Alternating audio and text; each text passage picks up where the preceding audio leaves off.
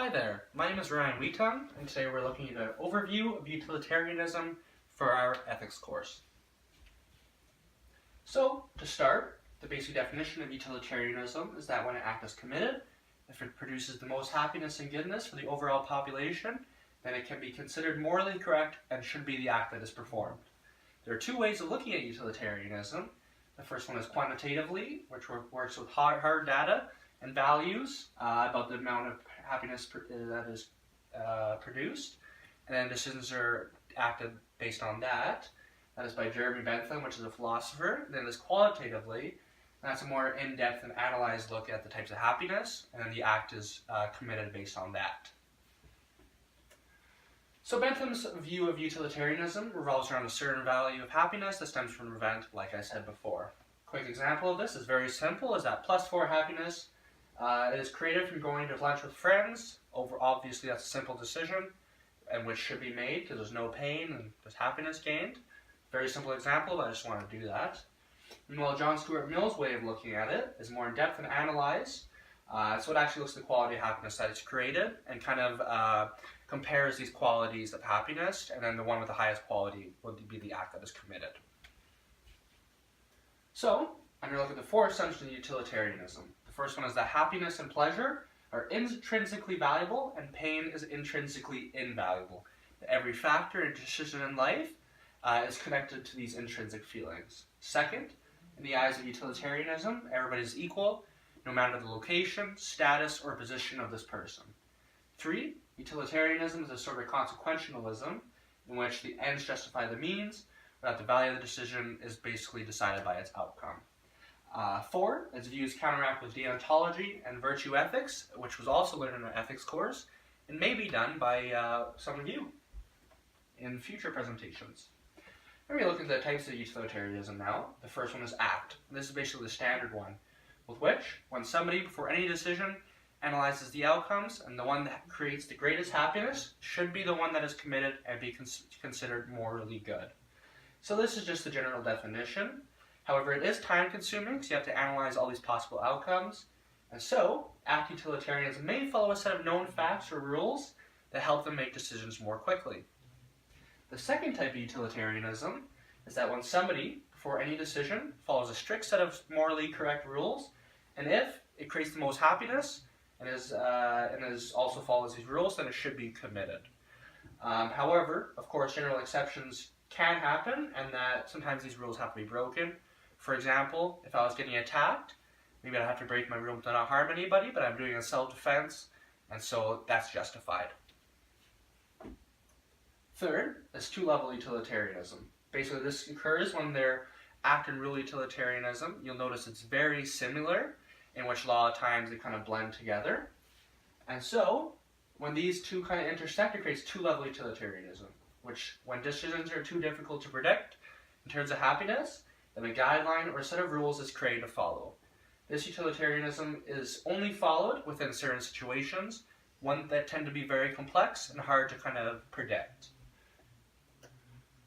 Last type of utilitarianism I'll be talking about is negative utilitarianism, which in this method, the idea is switched upside down, and you make a decision based on the least amount of pain.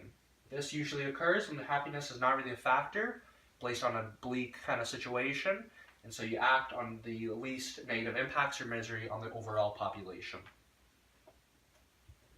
So I'm going to do a quick history of utilitarianism. I looked at the classical approach to utilitarianism, which our class did as well. So basically this concept goes back to the Epicureanism theory of Greek philosopher Epicurus, in which the definition is that the greatest good to seek modern pleasures in order to attain a state of tranquility, freedom from fear, and absence from bodily pain.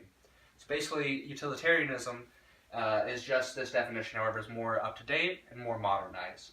The fathers of utilitarianism are John Stuart Mill to the left and Jeremy Bentham to the right. Basically, they created utilitarianism because they wanted changes within legal and social aspects of society back in the day, as they noticed these aspects were often not for the greatest good and put a lot of people down and made a lot of people miserable, which they said, if the government follows utilitarianism, then these laws or social aspects could be destroyed or altered, the greatest good could be achieved for the whole population. Basically, Bentham's theory revolved around pain and pleasure, with which, of course, the act that caused the most pleasure is the most moral, while minimizing pain. However, there was one aspect of the theory that troubled Bentham, in which he said that most people, when acting, would only think about their own self-interest and their own happiness, rather than the happiness of the overall population. His solution to this was that utilitarianism should be used during general governments or laws, as this kind of set of organization looks over the general public and the overall population. So they said if they seek the greatest good for that, they can be very effective. Utilitarianism after Bentham. So basically, Bentham's expansion on utilitarian rules attracted many followers, known as the philosophical radicalism. One of the main followers includes James Mill and his son John Stuart Mill, with following Bentham's view of utilitarianism, his father and son argued for many different changes in the society back in the day, because a lot of those rules didn't look for the greater good. Some of these changes include women's rights, includes equal voting rights, changes around racism, more equally accepting that way. And so, John Stuart Mill helped spread the theory of utilitarianism, specifically by publishing the paper Utilitarianism, in which he also created the set of utilitarianism. So right now, I'm going to be talking about some of the criticisms and issues associated with utilitarianism.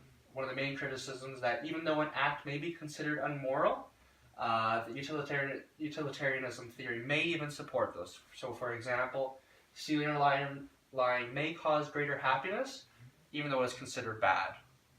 So, based on the situations, utilitarianism may promote wrongdoings over positive or even injustices to occur. A second criticism is its conflict with individual rights and the minority. So in terms of following utilitarianism, this could support heinous acts upon the minority in order to achieve the greater good for the majority. So that's just what utilitarianism is all about.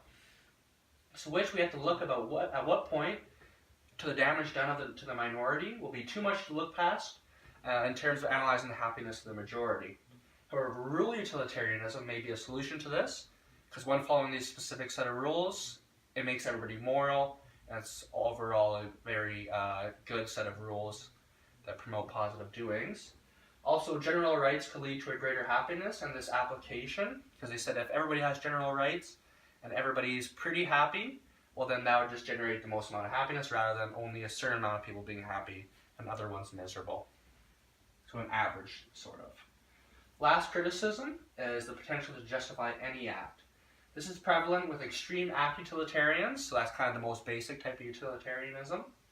So utilitarians may use irrational or weak arguments for doing an act for, quote, the greater good, with which these arguments can be underdeveloped and dangerous and should be ignored. Along with this, own motives and agendas may be present when kind of doing these acts or kind of backing up these acts. So, for example, Adolf Hitler and the Nazi Party, they thought the removal of the Jewish people was for the greater good of the German society. However, of course, everybody knows this is completely wrong, and that this was just a kind of misuse and very wrongdoing, and they justified it by act utilitarianism. Of course, the arguments were underdeveloped as well. So basically that's it for my presentation. These are a set of references. If you do want the whole list of the bibliography, I could email that to you. And if you have any further questions, please email me at rwetun1@ncstudents.nirecollege.ca. I'll be happy to answer any of your questions around utilitarianism. Thanks for listening.